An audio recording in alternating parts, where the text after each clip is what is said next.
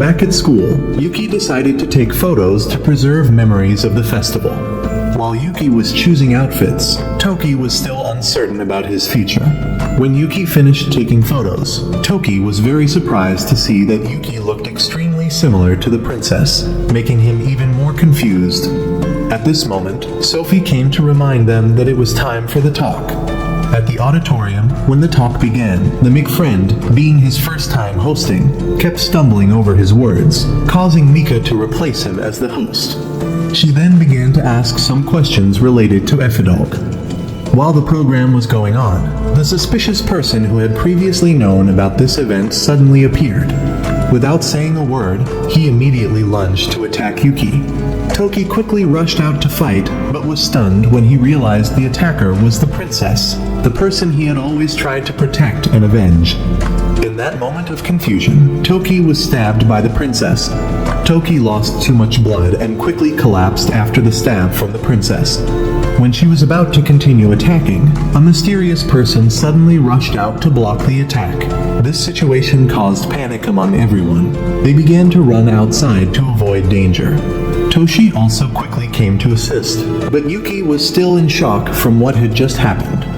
Sophie slapped Yuki hard to help her regain her senses, then called Akagi to take Toki for treatment. When the princess saw Toki about to leave, she immediately rushed to stop him. However, the mysterious person didn't let her do that easily, and Toshi quickly joined to support. The army had arrived by now, and realizing the unfavorable situation, the princess immediately fled.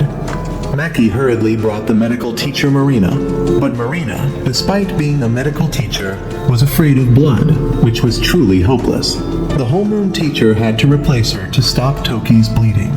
Yuki immediately called the UN to request assistance, and her mother received the news and sent a plane right away. Meanwhile, the princess was still being chased by the mysterious person and the army.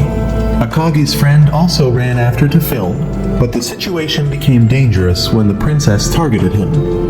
The friend stood filming without realizing the danger approaching. Just as he was about to be slashed, a soldier rushed out to block the attack and was seriously injured. These journalists are truly reckless. The princess then went to the helicopter preparing to take Toki for emergency treatment. She absolutely wouldn't allow anyone to leave and immediately called for her combat robot. The commander received the signal, and since Toki was still unconscious, he ordered Tom and Mei to engage in battle. The mysterious person who appeared in this chaos had a face very similar to what Toki had sketched before, adding to the mystery of the situation. The hidden robot also began to act after seeing the princess move. Inside the helicopter, after the doctor's examination, it was found that Toki's body was self-healing, not needing medical intervention, and he had also regained consciousness. Outside, Tom and Sophie were facing off against the princess, but she easily defended and rushed straight to the research center. The commander realized the potential danger from the princess, so he decided to seek out Toki. Although Toki's health condition was still very weak, he was determined to go save the princess despite her having stabbed him. The commander informed that Toki's princess was also controlling a robot and was heading here, and Effidolk's target seemed to be Toki. He pleaded with Toki to pilot the black robot to protect this place, otherwise they would lose everything including the chance to save the princess. Toki agreed despite knowing his condition was terrible. The doctor injected him with a dose of painkillers so he could endure and fight. Both Toki and Yuki boarded the black robot preparing for battle. Yuki promised Toki that she wouldn't let him die. When they encountered the princess, Yuki sensed another robot approaching. Tom contacted and told them to hold on until he could get to the launch pad to support. The remaining robot had also arrived and all three plunged into battle. Yuki quickly realized that the opponents had no intention of cooperating in the fight. In fact, the purple-haired girl in the team only wanted to achieve merits for herself. Toki focused on attacking her, but realized she was stronger than he thought. Fortunately, Tom arrived just in time and switched to confronting the purple-haired girl, allowing Toki to focus on soloing with the princess. Although Toki was very weak, he still tried his best to bring the princess back. Yuki recognized Toki's difficulty and asked him to follow her plan if he wanted to save the princess. She immediately requested Toki to retreat and regroup with everyone. Yuki knew that the princess and the purple-haired girl didn't like to fight cooperatively, so she proposed an interception tactic. With Sophie's tactical formation, they easily defeated the purple-haired girl. Then the princess also couldn't withstand attacks from 3 different directions. The princess realized the critical situation, immediately called the mothership, and dragged the purple-haired girl along to escape. Toki wanted to chase after, but Tom stopped him, advising that going on the mothership could only lead to death. After the battle, Toki was exhausted and fell into a coma. After the attack at the school, Toki was taken for emergency treatment. Surprisingly, it took him less than a day to fully recover from his wounds, to the extent that even the doctors were amazed at his recovery speed. After this event, many residents began to move houses to avoid danger, and shops also gradually closed due to a significant decrease in customers. Notably, Yuki became the center of gossip when people realized that Toki's attacker had a face very similar to hers. Meanwhile, the command side had made a significant breakthrough by successfully developing a type of robot that only needed one person to control. This meant that Mei and Toshi would participate in combat instead of just being pilots as before. However, not everything was smooth sailing. Sophie received an order from her father requesting her to return to France after the incident at the festival, forcing her to face a difficult decision: stay and fight with everyone or obey her parents and return to her homeland. On her way back, Sophie accidentally met Toki begging a vending machine for some food. Feeling sympathetic, she bought him a few items. While sitting with Toki, Sophie shared that she really wanted to stay and fight, but was torn by her parents' words. Now she had to decide between disobeying her parents to stay or listening to them and returning to France. However, Toki didn't seem to pay much attention to Sophie's story as he was focused on finishing the bowl of ramen she had just bought. When Toki was still hungry and wanted to eat more ice cream, he struggled to choose between green bean and red bean flavors. While pondering, he blurted out that warriors must decide their own fate. Sophie heard this and thought Toki was encouraging her, so she decided to choose according to her own wishes and confidently left. Finally, Toki chose red bean ice cream, although in my opinion, the green bean flavor seems tastier. Meanwhile, in space, the princess and the purple-haired girl were being punished for failing their previous mission. A bald guy wanted to be the next to join the fight, but the masked one stopped him, saying they needed to investigate thoroughly before continuing to attack. The princess and purple-haired girl earnestly begged to fight once more to restore their lost honor. Back to Toki, after failing to buy ice cream, he decided to go outside to relax and enjoy the scenery. Just then, Yuki came to visit him and brought him ice cream. They sat down and started talking. Yuki wondered if she and the princess really looked that similar. Toki replied that when he first met Yuki, he had also mistaken her for the princess because they really looked no different from each other. This made him confused about what to do if he had to face the princess again.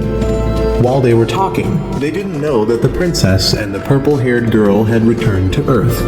The mysterious person also detected their presence. The next day, Yuki, along with Maki and Akage's group, went to a location to film Maki in cosplay costume. Toki couldn't go along because he was required by the doctor to stay for a health check. Teacher Marina also went along, and Maki was the one who invited her to help relieve pressure after recent stressful events.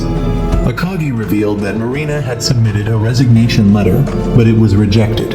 In the incident at the cultural festival, she was the one who persuaded other teachers to agree with the students' plan, and Maki thought that after this trip, Marina would feel more comfortable, so she invited her along. Meanwhile, at the research center, Toshi and Mei had excellently completed the training course for solo robot combat. In contrast, Sophie encountered many difficulties. Later, the commander announced the rearrangement of the combat formation because Sophie was about to return to France. Upon hearing this news, Toki strongly objected, arguing that Sophie's departure would reduce the safety of the research center. Although knowing Toki was right, the commander had no other choice, as Sophie's parents had great influence on the French government and the commander could do nothing to prevent it. At this time, the princess and the purple-haired girl had infiltrated the research center.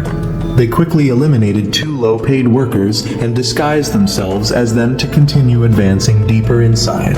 Meanwhile, Yuki's group had started filming with Maki and teacher Marina participating in cosplay.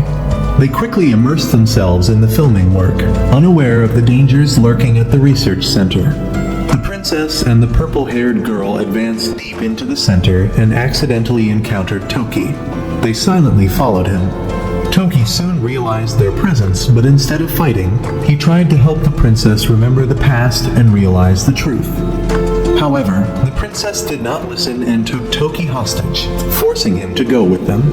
The 3 then went to the excavation area where the purple-haired woman recognized an important object called the Cipher Stone.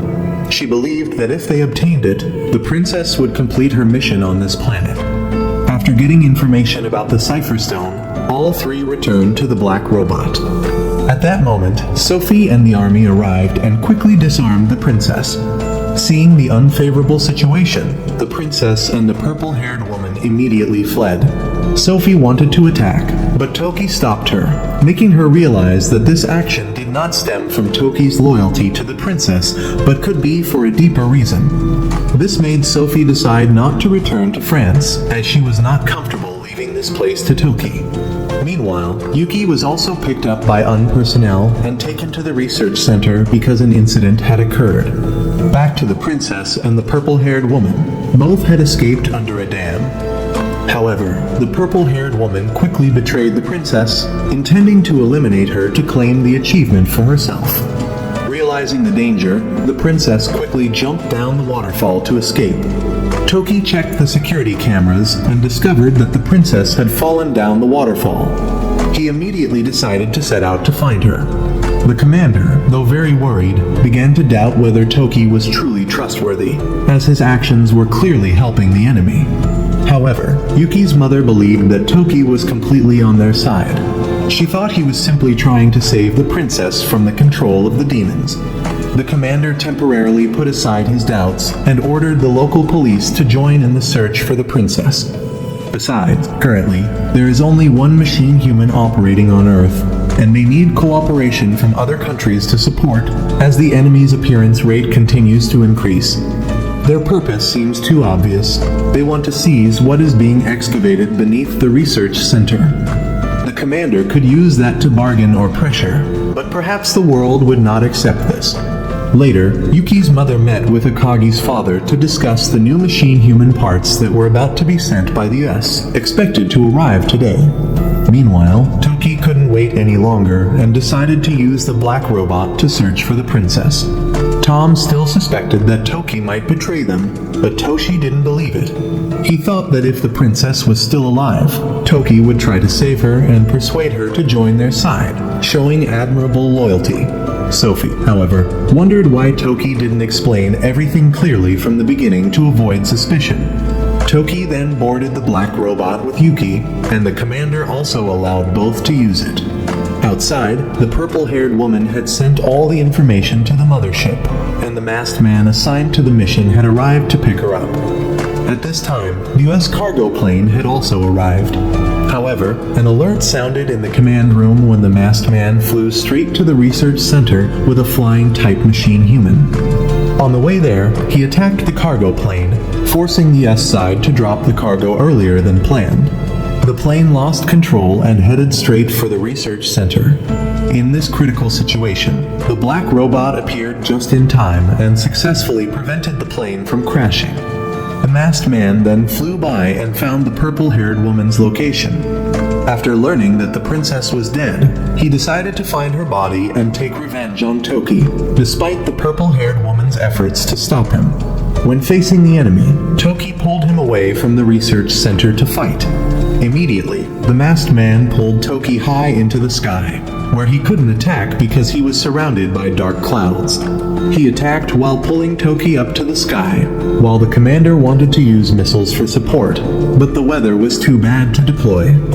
At that moment, another flying type machine human appeared, merged with the black robot, and gave Toki a pair of wings, activating the flying tribe system. Toki and Yuki could easily fight the masked man.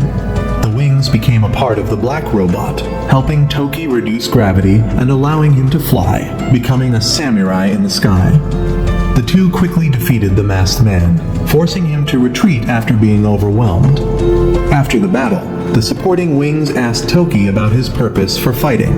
Toki still asserted that he was fighting to avenge the Washiba clan. The wings thought he might be losing his way, but said they would still support him when needed and then left.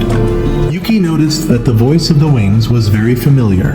A month had passed since the princess went missing, but there was still no news about her. Toki and Yuki had been working hard during this time, and today was their payday. Although Toki initially didn't care about receiving a salary, when he learned that the money could be used to buy food, he quickly changed his mind and accepted it immediately. When returning home, Toki gave a portion of the money to the uncle who had been helping him all this time as a thank you gift. However, the uncle refused to accept this money. Meanwhile, Yuki had just received her salary but was only thinking about shopping. The uncle had to remind her that she should think about buying something for her little sister. While thinking about what to buy, Yuki accidentally saw an advertisement on TV about a hot spring bath service. She decided to organize a trip for the family and invited Maki to come along. But when she arrived at school, Yuki noticed that only a few people were in class, which made her feel a bit bored. Instead of just inviting a few people, Maki decided to invite the whole class to participate to create memories for those who were about to move away. The whole class agreed to participate, but when it came time to depart, only Akagi's group and a few others actually went along. Toki had bought a lot of ingredients to prepare meals because with Yuki's salary, they could only rent a room without accompanying food services. The trip began when the uncle drove the group to where they would be staying. When they arrived, they were led by an uncle to the apartment they had rented. This uncle announced that there were no public hot springs in this area, but there was a shortcut up the mountain to a secret mansion of Kenshin where there was an outdoor bath. However, the uncle warned that bathing there at night was very dangerous because bears often appeared, and the person in charge only worked in the morning. Nevertheless, the group was still excited about the trip. When they returned to the apartment, Toki quickly began preparing dinner while Akagi's group went sightseeing. A while later, the curry Toki cooked was ready, and everyone praised the excellent flavor of the dish. During dinner, one of Akagi's friends showed a film he had just edited. However, his editing skills were quite poor, causing everyone to constantly criticize. Nevertheless, they decided to make another, better film together, not knowing that this film was actually a farewell from the friend who was about to transfer schools. The next morning, everyone set out for the hot springs, but Akagi's group had not yet woken up, so they went ahead. On the way, Yuki discovered she had forgotten her towel and decided to go back to get it. Toki, worried about Yuki's safety, followed her. Meanwhile, the princess was soaking in the hot spring to heal her wounds. While relaxing, she remembered childhood memories of living with her parents. Yuki, while returning, accidentally got lost and ended up at an abandoned hot spring area with Toki. They decided to split up to bathe. While bathing, Yuki unexpectedly encountered the princess. Although Yuki tried to talk to the princess, she didn't listen at all. With no other choice, Yuki had to call Toki for help. Hearing Yuki's voice, Toki immediately rushed in, breaking through the wall to get to her. Just as Toki arrived, the princess suddenly fainted, and at that moment, agents burst in and took the princess away. Yuki went outside to call Maki, but suddenly a demon appeared and kidnapped her, taking her to the mothership. On the spaceship, a big misunderstanding occurred when the commanders thought Yuki was the missing princess, so they focused only on treating her injuries without realizing they had captured the wrong person. Back at the research center, the situation became more tense than ever when Yuki's mother heard that her daughter had been kidnapped. Worry and despair engulfed them, but Yuki's family and teammates still couldn't come up with a rescue plan. Meanwhile, after the real princess underwent a comprehensive examination, she caused great surprise when her DNA results were identical to Yuki's. This led the doctor to come to a shocking conclusion. The princess was actually Yuki's ancestor. The commander at the research center gathered the pilots to find a way to rescue Yuki. However, However, the situation became complicated when the black robot couldn't be used. Therefore, Tom, May, and Toshi would have to use remotely controlled robots to prepare for any possible attacks. Sophie couldn't participate in the fight because she was waiting for orders to return to her country. Meanwhile, Yuki's mother had become so desperate that she had to contact NASA for help. But everyone was helpless in the current situation. At this time, the doctor came to find the commander and informed him that they could activate the black robot without a pilot, similar to how Fosnarni had done before. However, the commander didn't want to use this measure immediately and decided to keep it as a last resort when there were no other options left. Toki couldn't sit still. Sophie came to see him and tried to convince him that they had already rescued the princess and didn't need to care about Yuki anymore. However, Toki kept his promise to protect Yuki, although he currently couldn't pilot the black robot, which made him feel useless. Nevertheless, Toki was still determined to protect the princess regardless of which side she was on. Sophie felt disappointed in Toki and left. While Sophie was sitting and thinking, suddenly red text appeared, informing her that if she wanted to know more about the demons, she just needed to nod, and it would come to meet her. Without hesitation, Sophie agreed immediately. On the spaceship, the purple-haired woman began to worry that Yuki might reveal the secret about her attacking the princess, so she planned to eliminate Yuki. However, when she stabbed into Yuki's treatment chamber, Yuki was nowhere to be found. Sophie then began to learn about the mysterious person she had met earlier.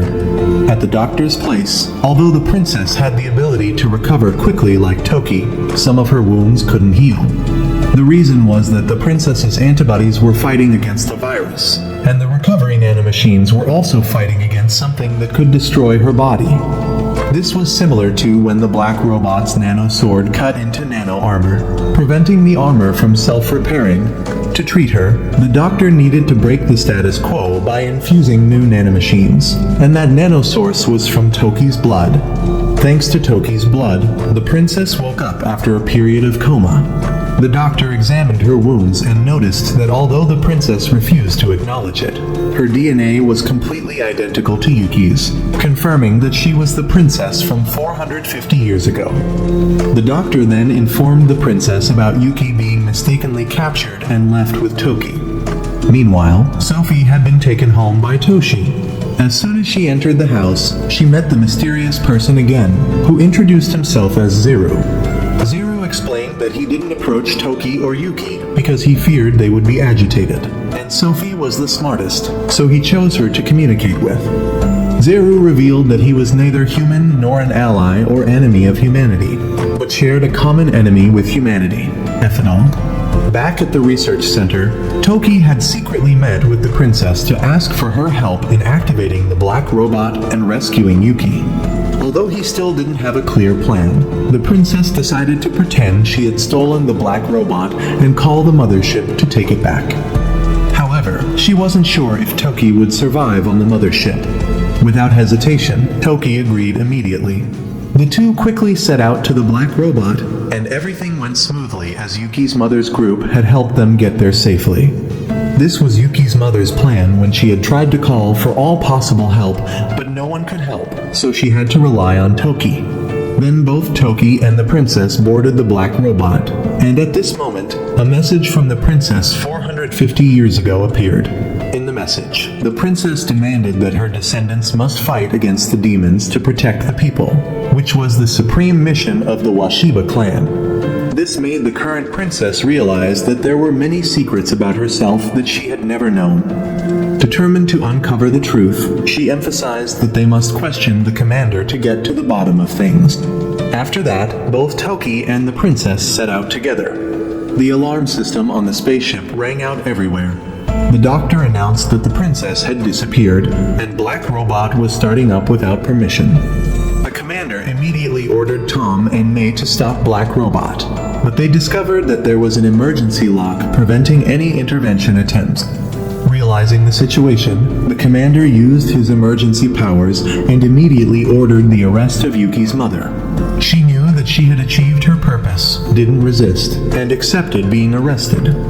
Meanwhile, Sophie was having a tense conversation with Zeru. He revealed that the purpose of Ephidog, the common enemy of humanity and his planet, was absolute domination. Ephidog wanted to turn Earth into a colony where all of humanity would be controlled under a strict hierarchical system. In that system, human will would have no value. Zeru's words made Sophie more worried about Earth's future. Back on the spaceship, Yuki had somehow escaped from the room where she was held. While trying to explore her surroundings, she unexpectedly encountered Purple Hair, who had been hunting her before. While running away, Yuki luckily found a secret room. Here she discovered a strange device that asked her to put her hand in. When Yuki did so, her mind was pushed out into space, and she began to find a way back to Earth. At the same time, the princess had contacted the Ephidog mothership to request her return. The Ephidog commander quickly realized that they had caught the wrong person and ordered the demons to eliminate Yuki to protect their secret. Zeru continued to share his story with Sophie, revealing that his planet had been invaded by Ephidog and he had come to Earth to avenge his fallen comrades. Zeru once wanted to cooperate with humans to fight against Ephidog, but after nearly being killed due to human suspicion, he decided to just stand aside and provide information. He also revealed that the previous battles that humans participated in were only confrontations with an Ephidog reconnaissance unit, and the real invaders had not yet appeared. Zeru's planet had fallen because they couldn't react quickly enough to Ephidog's sudden and rapid attack. Before leaving, Zeru left Sophie a USB drive containing important information.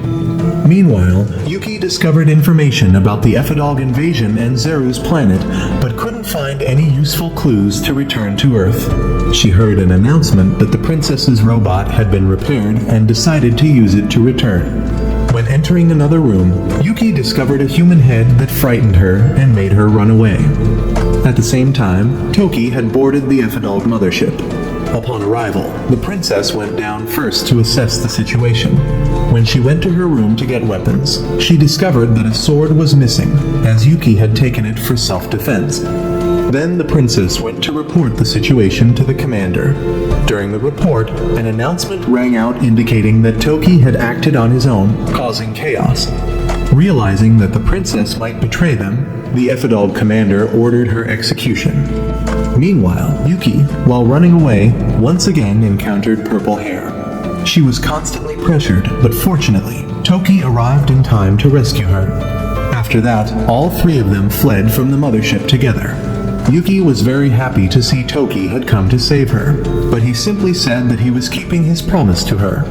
However, before they could rejoice, all three were suddenly thrown into space by a masked figure using a pushing force. Luckily, Zeru appeared just in time to rescue all three. Meanwhile, in the command room, everyone breathed a sigh of relief when they received news that Toki had successfully rescued Yuki.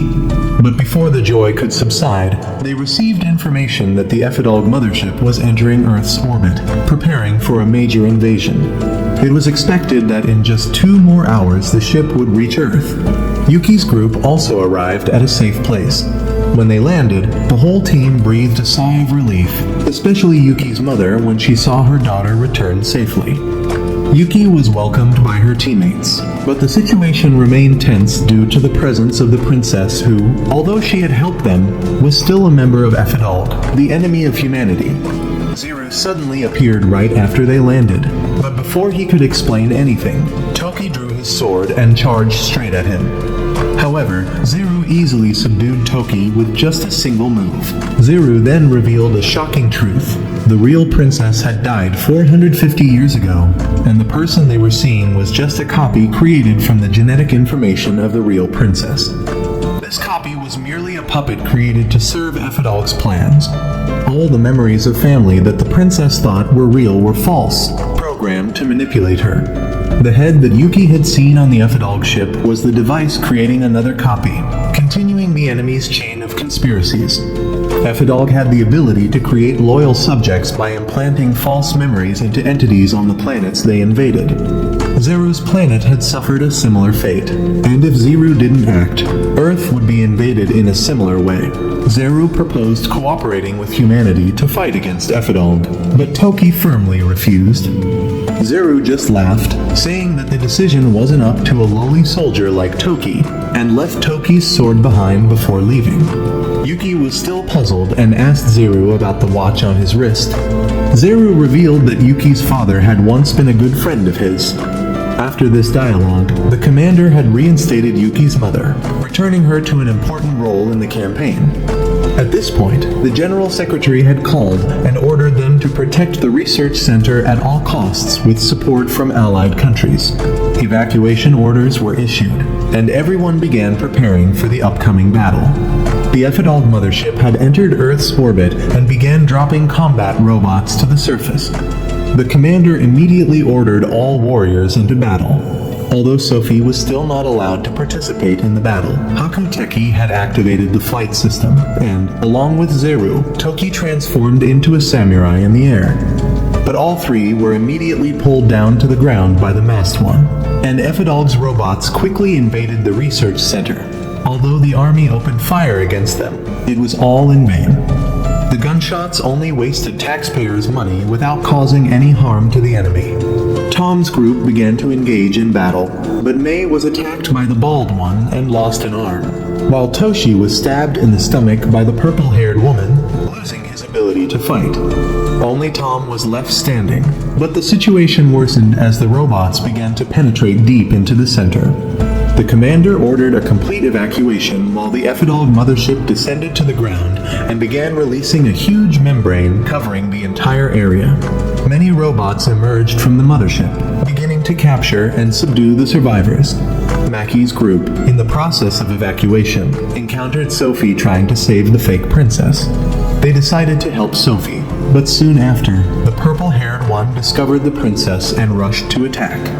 Toshi, with his last strength, decided to sacrifice himself to eliminate the purple-haired one, giving others a chance to escape. Tom was very angry at the death of his teammate and wanted to stay and fight to the end, but Toki pulled him away, knowing this was not the time for pointless sacrifice. Finally, the first battle with Ephidog ended in humanity's defeat, a bitter loss. Everyone gathered at the assembly point where they prepared for the next battles. The commander had decided to use the school as a temporary base in the current emergency situation. They were looking for a way to escape from the protective shield with a diameter of 25 kilometers surrounding the area. But digging was impossible because this shield was in the form of a spherical block covering everything. However, light could still penetrate this shield, so they tried to communicate with the outside using optical glasses. What the Ephidog were looking for was the Cypress Stone, a mysterious object that had been buried underground for 450 years. While the group could only set up a small altar to commemorate those who had sacrificed, the doctor was still striving to save the wounded. Outside, the Ephidog had captured those who were subdued and forced them to excavate mysterious stones that suited their purposes. As for Yuki and her group, after returning to the uncle's house with the fake princess, they met Zeru. Everyone sat down together to discuss.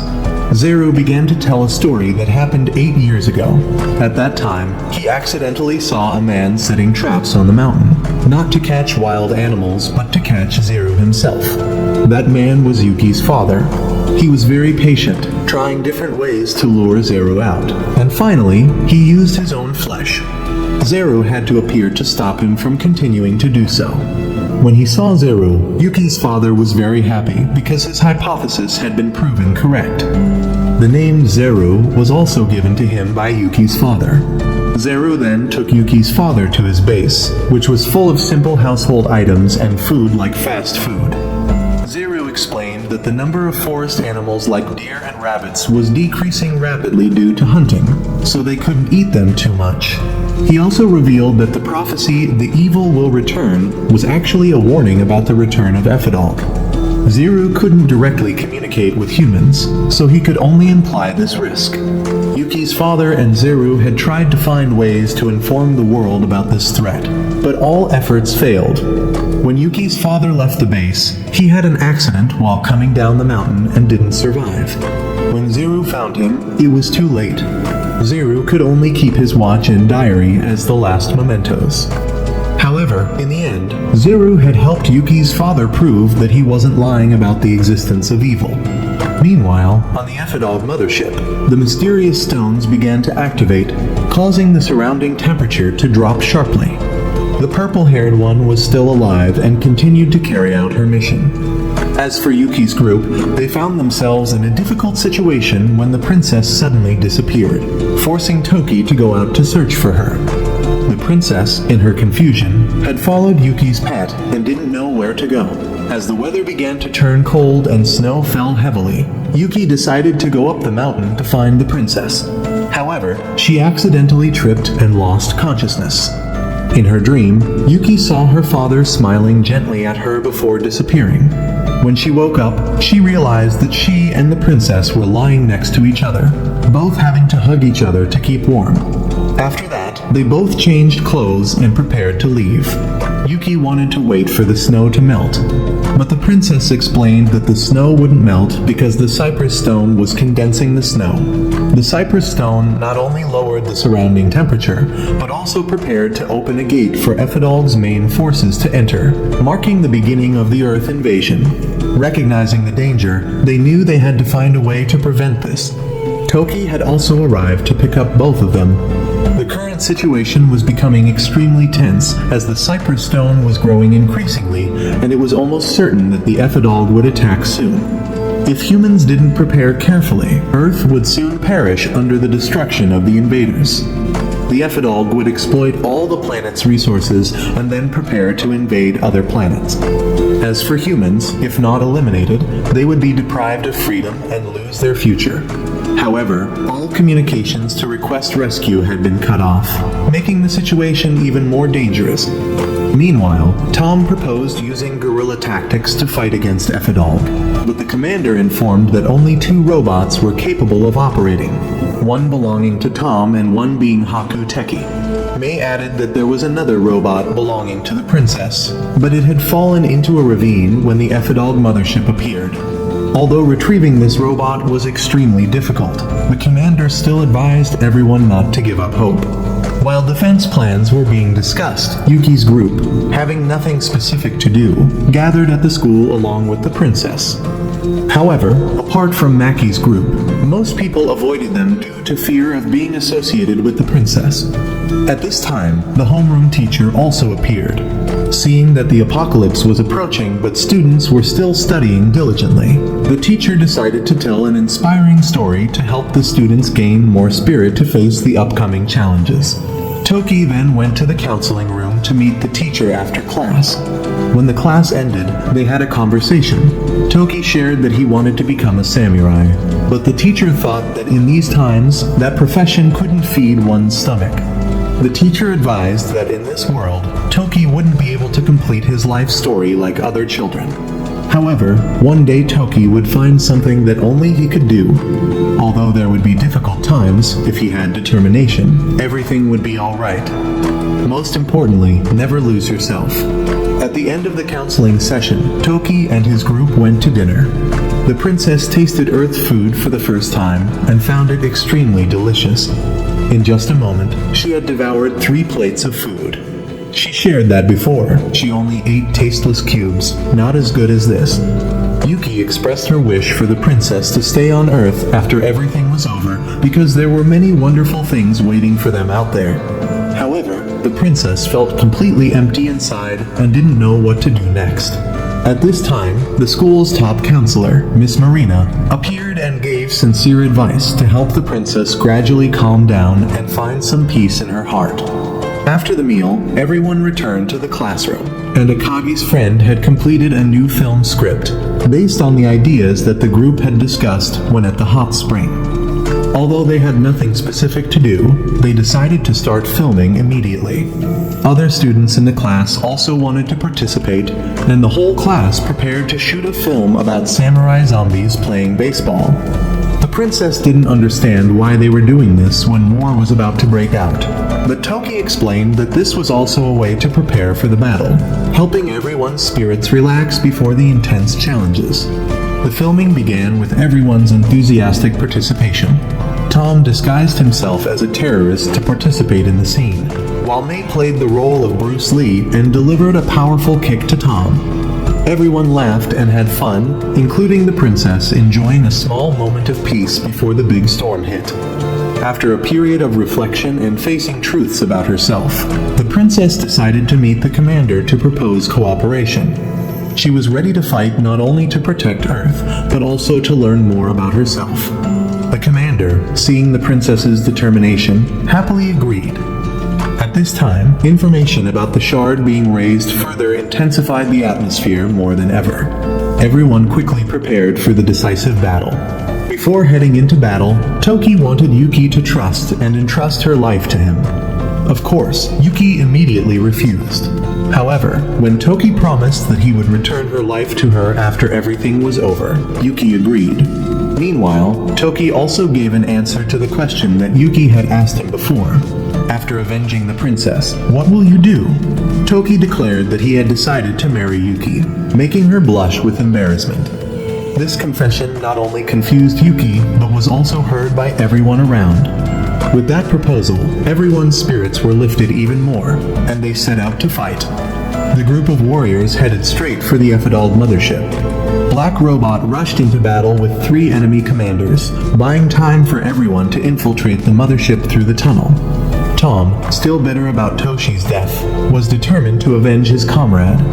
Meanwhile, Sophie suddenly attacked from above, creating chaos in the enemy formation. Zeru, seeing Toki in difficulty, quickly activated the support system to help him fight more effectively. At this moment, the purple-haired woman also appeared and intended to attack Sophie. However, the princess suddenly emerged from underwater and rushed into the battle with the purple-haired woman, beginning to settle old grudges from before. Meanwhile, the group's commander had successfully infiltrated the mothership's control center and started looking for ways to regain control. Yuki's mother used the USB that Zeru had given her, and all the data on it completely matched the mothership's system. The commander ordered Tom and Zeru to go down to the basement to find Fusnarni's robot. While Sophie was gradually losing ground in the battle, a series of bombs suddenly exploded. It was Toshi, whom everyone thought had died, but had actually survived miraculously. Toshi's return brought great joy to Sophie and the whole team. Tom had now reached the robot, but Zeru warned him that if he linked with it, he would no longer be human. However, Tom didn't care because ever since witnessing the death of his comrades, that no longer mattered to him. He asked Zeru to quickly complete the linking process so he could continue fighting.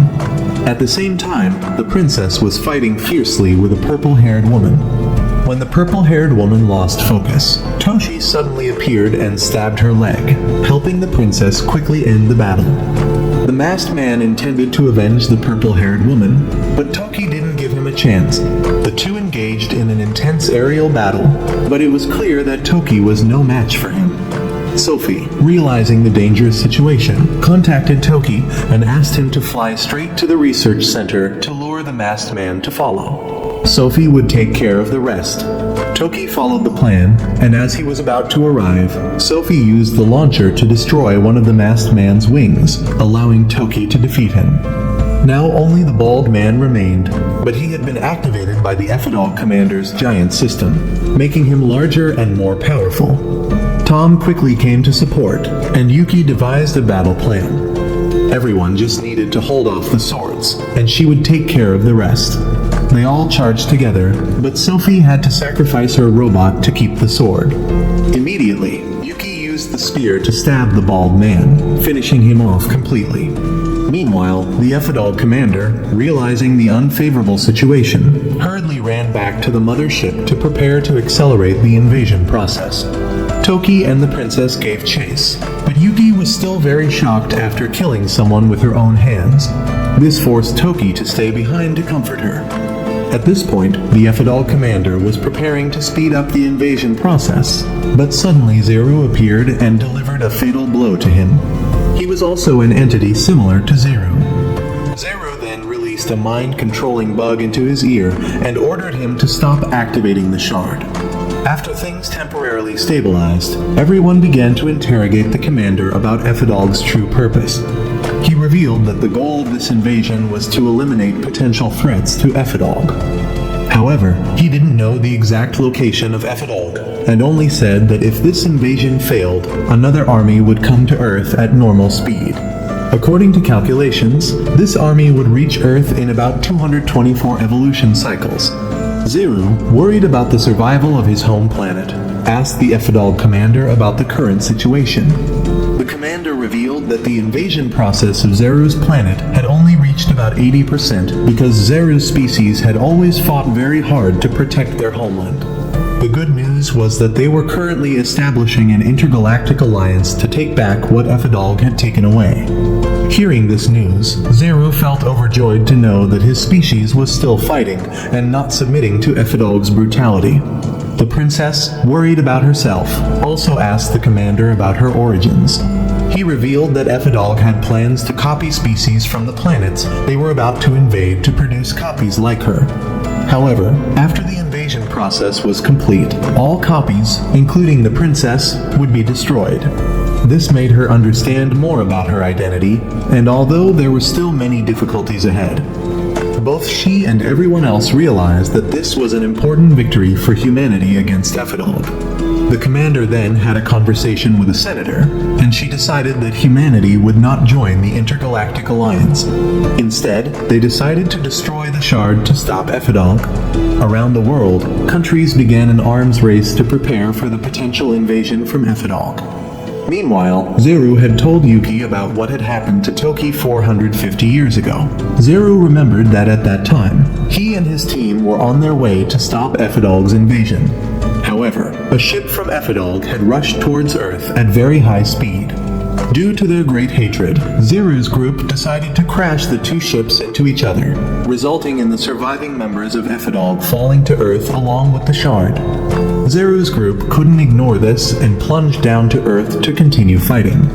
But after many fierce battles, the number of their pilots gradually decreased, leading to a shortage of forces. Zeru realized that he needed more allies to continue the fight.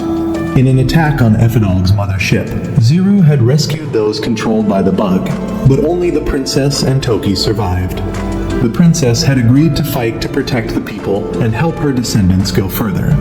However, in the end, neither could escape the big explosion. The princess sacrificed herself while Toki fell into hibernation. After learning the truth, Toki thanked Zeru for giving him and the princess another chance to fight. In the following days, the princess had to undergo surveillance and control by the United Nations. When Toki and Yuki came to visit her, the princess's condition was very bad. The doctor explained that they had injected her with power-suppressing drugs in case she betrayed them. Toki was angry and wanted to take her away, but the doctor also injected him with a similar dose, causing him to lose his ability to fight. Toki left angrily while Yuki returned home. When Yuki got home, she met her mother who had been fired after the previous incident. Yuki's mother wanted to take this opportunity to take the whole family on a vacation to relax and forget about the recent tensions. Yuki wanted to invite Toki along, but her mother advised her to forget about him, although not understanding exactly what was happening. That night when Toki returned, he invited Yuki to go out the next day. That day, the two had a fun day together experiencing happy moments. However, in the afternoon, Toki revealed that he would leave with Zeru and the princess to rescue other planets from Ephidolg's invasion. He had no intention of taking Yuki along, and the promise to marry her was just a lie. This made Yuki extremely sad, and she burst into tears. Toki went to see Akagi and asked him to take care of Yuki in his place. Akagi felt angry at Toki's selfishness and punched him to show his displeasure. When he returned to class, Akagi saw Yuki sad about Toki's departure. Yuki understood that Toki's decision to leave was to repay Zeru for helping him 450 years ago, but that didn't ease the pain in her heart. Akagi asked Yuki if she wanted to fight alongside Toki. Although knowing that following him would be very dangerous, Yuki was determined to stand by Toki's side because she really wanted to be with him. Seeing Yuki's determination, Akagi promised to help her go with Toki. Maki's group also volunteered to help. They began planning to break into the research center. While Maki and Akagi's friend drew the reporters to cause a disturbance, Akagi and Yuki's group went deep inside. Akagi stayed behind assigned to keep watch while Yuki and 2 others continued to advance to Black Robot. On the way, they met Toshi, who was on guard, but also agreed to help them turn off the security system, helping Yuki's group easily approach Black Robot. Yuki then used the princess's robot to bring Black Robot out. Toki learned about everything through the live video of Akagi's friend. Yuki came to pick up Toki's group, and Zeru quickly activated the Cypress Stone to open a space gate on the mothership. Toki and the princess rushed straight out into space, and Yuki followed, determined to fight alongside Toki. Seeing that he couldn't stop Yuki, Toki reluctantly agreed to let her come along. At this moment, Yuki's mother called and told her to come back, but Yuki had made her decision. Seeing this, her mother didn't stop her anymore, just reminding Yuki to remember to come back for New Year's. While flying, they were intercepted by Tom and May. Yuki was knocked down, leaving only Toki and the princess to enter the teleportation gate. Yuki promised to find Toki, and Toki also promised to wait for her. After Toki entered, the gate closed, and the fragments were scattered everywhere. Not long after, the baseball samurai zombie movie that the whole class had made was released, and everyone happily enjoyed it together. Time flew by as fast as a dog riding a motorcycle in the field. 5 years had passed since the battle. The spaceship that would join Toki in the fight was completed and preparing for launch. Thanks to the data Zeru left behind, they were able to complete the ship so quickly.